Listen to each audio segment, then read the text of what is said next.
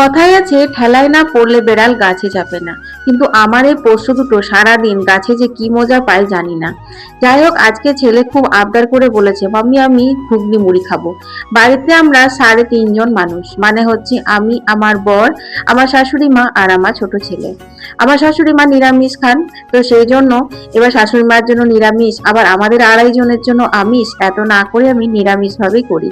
তেলের উপর গোটা জিরে ফোড়ন দিয়ে টমেটো গুলো, নুন, হলুদ, জিরে গুঁড়ো, ধনে গুঁড়ো, আদা বাটা আর অল্প একটুখানি সবজি মশলা দিয়ে ভালো করে কষিয়ে নিয়েছিলাম। বিকেল বেলাতেই কিন্তু কাবলি ছোলা, দেশি ছোলা আর আলু সেদ্ধ করে নিয়েছিলাম অল্প একটু নুন হলুদ দিয়ে। ছানা করে রেখেছিলাম আগের দিনই, বুঝলে তো, সেই ছানাটাই ছিল, ওই ছানাটা আগেই কিন্তু কড়াইয়ে ভেজে তুলে রেখেছি। তারপর ছোলাগুলো দেওয়ার পর দেখো আলুগুলো আছে চিপে চিপে একদম ম্যাশ করে দিলাম, যাতে করে ঘুগনিটা একদম গাঢ় হয়। পেঁয়াজ রসুন না দিলে পরে গাঢ় হয়েই যায় না ঘুগনিটা, বুঝলে তো, সেই জন্য আলুটা যদি এরকম ভাবে ম্যাশ করে দেওয়া হয় তাহলে কিন্তু ঘুগনিটা বেশ গাঢ় হয়।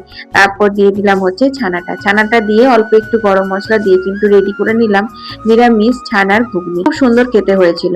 তো আজকে ছেলে মুড়ি খেতে চেয়েছে নিজের মুখে, যে কিনা মুড়ির নাম শুনলেই 10 হাত দূরে লাফিয়ে দাঁড়ায়। মুড়িতে একটু সর্ষের তেল দিয়ে ঘুগনিটা কিন্তু দিয়ে মেখে দেবো।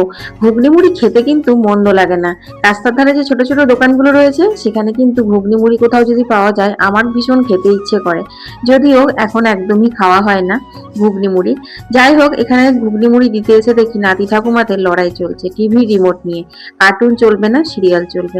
আচ্ছা, তোমাদের কারোর বাড়িতে এরকম চলে নাকি লড়াই? আমাকে একটু কমেন্টে জানিও।